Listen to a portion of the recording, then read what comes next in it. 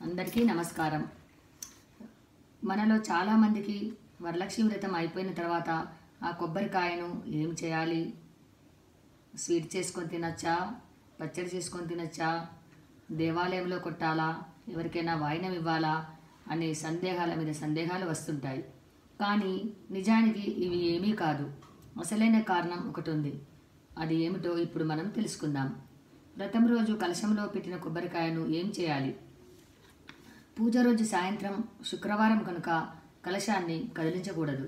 మరుసటి రోజు శనివారం దీపారాధన చేసి దీపం కొండెక్కిన తర్వాత మనకు ఏదైనా తీరని కోరికలు ఉంటే ఒక పసుపు బట్టలో కట్టి పూజ గదిలో దేవతా విగ్రహాల పక్కన పెట్టి నిష్టగా పూజ చేస్తే మరుసటి సంవత్సరం వరలక్ష్మి వ్రతం వరకు మన కోరిక తప్పకుండా తీరుతుందని శాస్త్రాలు చెప్తున్నాయి.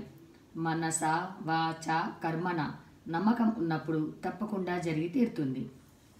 లేదు, మాకేమీ కోరికలు లేవు అనుకున్న వాళ్ళు ఒక ఎర్రబట్టలో కట్టి మన ఇంటి సింహద్వారంలో, అంటే లోపలికి వచ్చే దారిలో పైన గుమ్మానికి కడితే మన ఇంటి మీద ఏమైనా దుష్టశక్తులు ఉంటే పోతాయని పెద్దల నమ్మకం.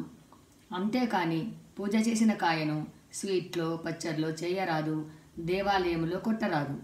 మరో మంచి విషయంతో మళ్ళీ కలుసుకుందాం.